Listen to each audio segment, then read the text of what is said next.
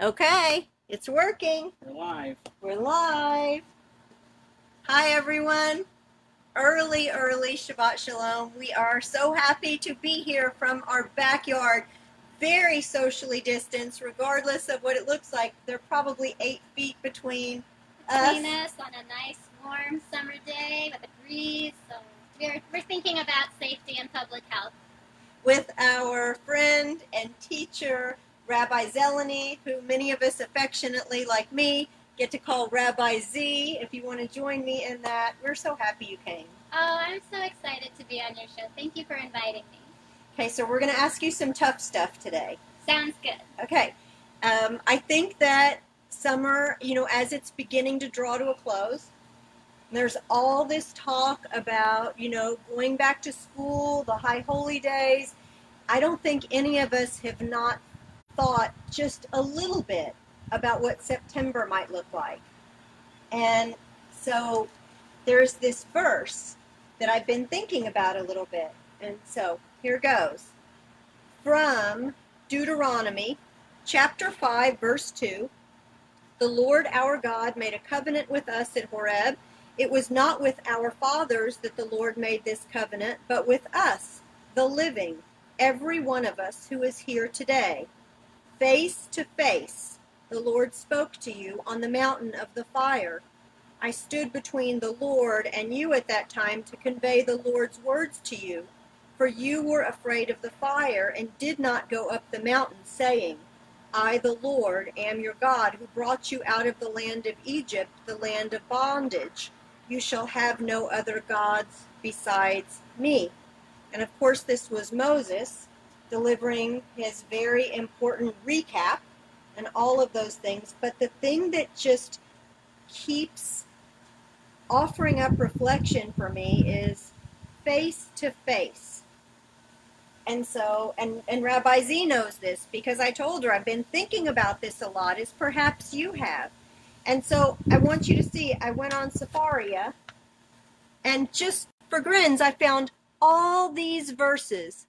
Hi, Julie. Hi, Jackie. Hi, Mindy. All these verses. And this is just a sampling, pages and pages more with face-to-face. Here's a couple of examples. Proverbs 27, verse 19. As face answers to face in water, so does one man's heart to another. How about Judges chapter 6, verse 22? For I have seen an angel of the Lord face to face. Again, how about Job? This one's a little different. Chapter 6, verse 28. Now be so good as to face me, and I will not lie to your face. One more. Let's do Ezekiel chapter 20, verse 35.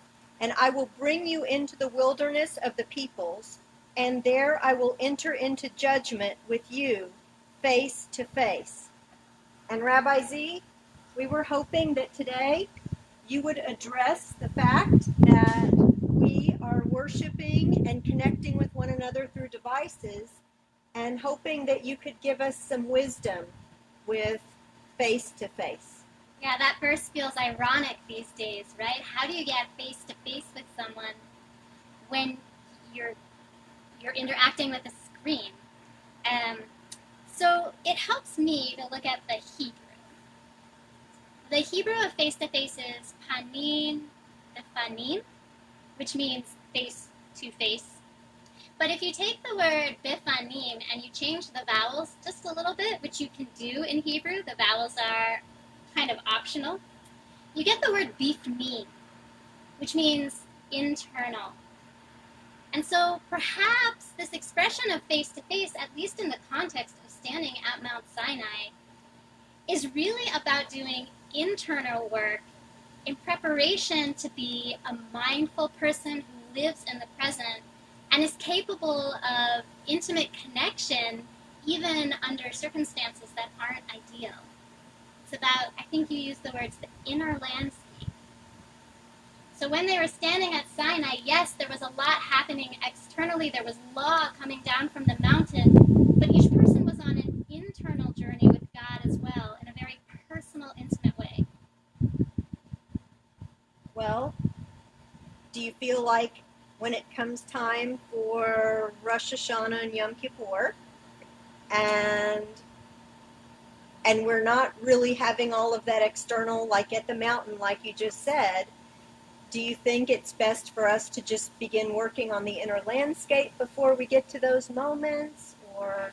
Yeah, I think if you turn on your Zoom screen on September 19th for Rosh Hashanah, you might feel this sinking of your stomach, because so much of our Rosh Hashanah experience is communal. We're face to face with people in the lobby. We're in crowded sanctuaries and crowded around dining room tables. And so, what is the other aspect of Rosh Hashanah? It's cheshbon hanefesh and tshuva. So cheshbon hanefesh is an accounting of the soul, and tshuva is the process of returning to our best self, the one we have the potential to be. And so perhaps the focus of Rosh Hashanah this year is less on the communal experience and more on the internal experience. I have a friend who celebrated Ramadan this way. She's used to praying in large crowds and having feasts every night with family and friends. And she said it was disappointing to not experience that, but it's the first year that she made time to read the Quran in its entirety, which is one of the things that is a practice during Ramadan. And because she didn't have the communal face-to-face, she ended up having the internal spiritual face-to-face. And that's actually something else the rabbis teach, is being face-to-face with God is not a literal experience, except maybe for Moshe, right? It's how do you get to know God? Through Torah study and good deeds. And so if you want to be face-to-face with God, it's about reading the prayer book, reading the Torah, learning from it, and then acting as one of God's emissaries in the world and doing good things. And that is face-to-face with God. I keep thinking of these moments. I'm thinking of one now at the Jewish Community Center. And it's so funny, but, because we're on this path to Teshuvah, right at this time, I might have been in a yoga class with someone and then afterwards said, Rabbi Z, can I talk to you over here for a minute? And, as we're coming closer to these days, I just want to tell you, I've been reflecting about X, Y, or Z, and I'm thinking perhaps I could have hurt your feelings 6 months ago or a year ago, or, all of that personal work that we have to do with one another, and it may not come as easily as it did last year. Perhaps we have to seek each other out in a more purposeful way than just seeing someone at the yoga class or at Beth Torah or at the Tom Thumb. It can't just occur to you and you seize the moment. There's an intentionality. One thing that can really help as we approach the month of Elul, the month that leads up to the high holidays, is writing. So building into your routine, I like to enter it on my calendar, it reminds me to do it, to write each morning, sit and reflect, who do I need to reconnect with? And we're actually doing a program at Beth Torah during Elul and then the 10 days, a letter writing series. We have a wonderful writer who's part of the congregation who's going to facilitate it. And so we're talking about writing letters to people we love, writing a letter to someone we struggle with, writing a letter to future generations, telling them, what was this experience like? And then really having to think for ourselves, well, what was this experience like beyond there was no toilet paper available in March, right? Like, on the deeper level, what was this global crisis and communal experience of isolation like? We talked about writing a letter to yourself for this time next year to see where you were, panim b'panim, with yourself and with God, and to read it next year and see how you've grown and changed. So I would recommend spending a little time being intentional about who do I want to be in this moment and who do I need to hear from, because it won't happen by happenstance. It has to be intentional this year, and that is a beautiful spiritual exercise. That's great. Something I miss from IZ is Saturday morning services. I miss the times that you have a moment to share some experiences, what's going on in Israel, are picking a little small segment out of the Torah portion for the week. So I'm going to ask you this. In this week's Torah portion, we have a restatement of the Ten Commandments. And when the fourth commandment, it changes a little bit in the Hebrew. Ah. And instead of it being Zachor, remembering, that was stated originally during the first time we heard the Ten Commandments, way back in Yitro, or Jethro. This week it's Shamor, which is more sanctifying the Sabbath day. Right. How can they change the word like that? Well, you're a very wise student of Torah to pick up on these small changes, right? Because there are no wasted words in the Torah. It must mean something. Zachor, part of what we talk about in the Kiddush and in the Amidah on Shabbat is remembering the Exodus from Egypt. And so Zachor has to do with Shabbat being for us. When we were in Egypt, we had no human dignity. We had no choice to stop on the Sabbath, to rest and enjoy time with friends and family, to devote time to prayer. So Zachor has to do with the part of Shabbat that we choose to indulge for us because God took us out of Egypt and we are able to do that. Shamor has to do with the part of Shabbat that's for God. Because when we guard the commandments, there's this sense of obedience to God or submission to God. And part of Shabbat is what God wants us to do. So when we look at Shamor and Zachor, we get this dichotomy of celebrating Shabbat for us, for our joy, and celebrating Shabbat to show our commitment to our relationship with the divine. And in traditional contexts, Zachor has to do with the positive mitzvot, which doesn't mean the optimistic mitzvot. It means the ones that you do. Do light Shabbat candles. Do enjoy a glass of wine after blessing it. Do indulge in carbs on Friday night.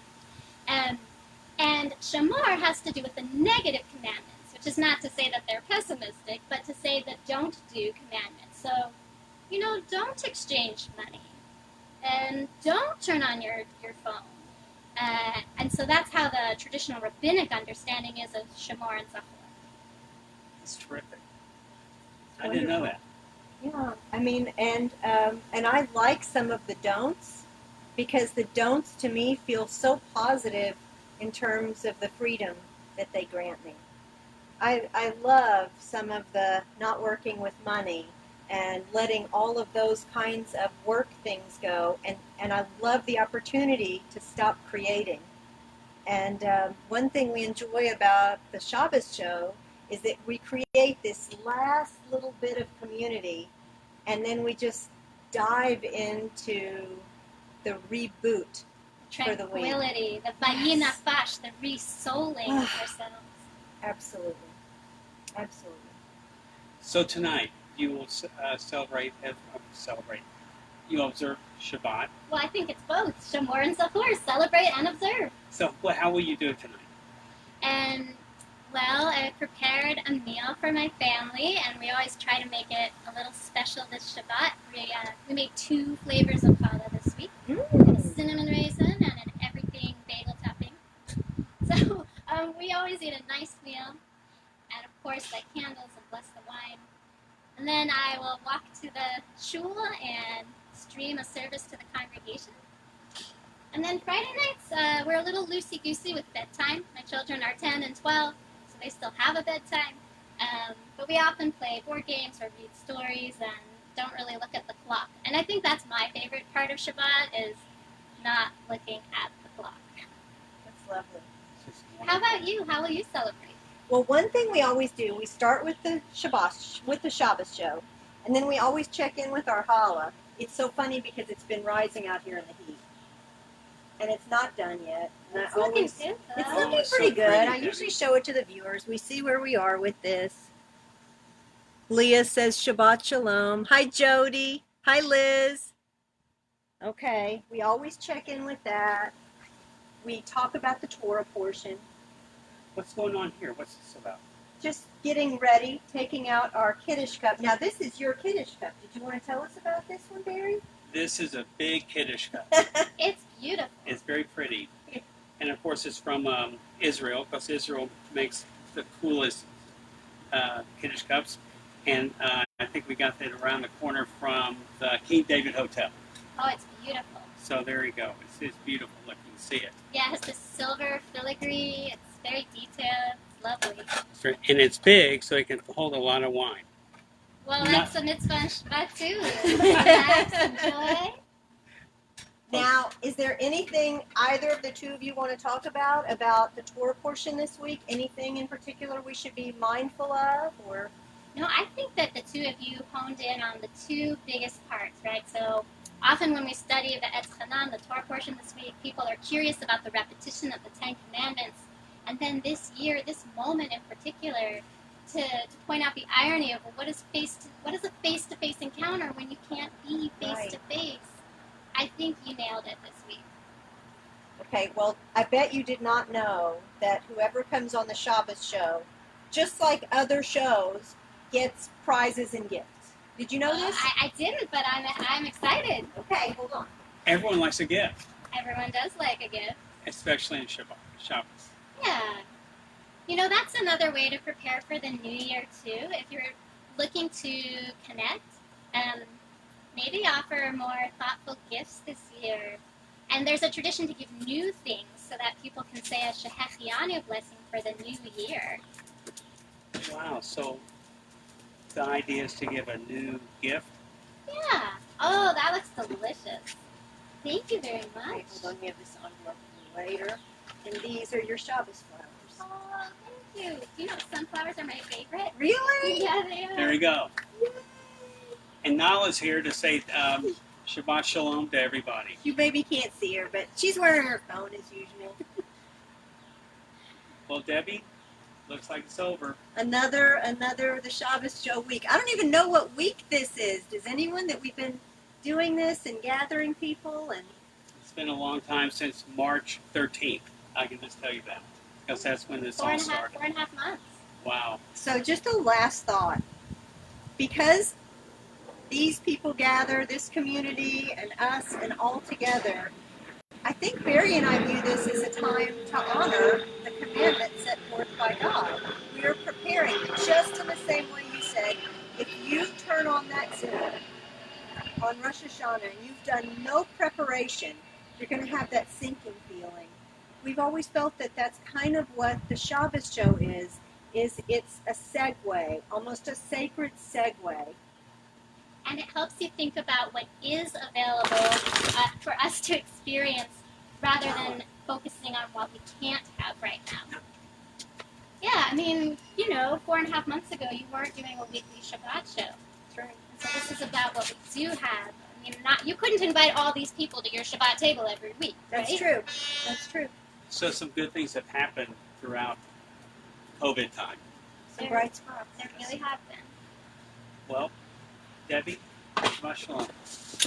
Rabbi Z, we cannot thank you enough for honoring us with your presence and your wisdom, and we are very grateful. We wish you a Shabbat Shalom. Thank you so much for inviting me to participate and for doing this for our community. Yasher koach to both of you. Thank you. Thank you.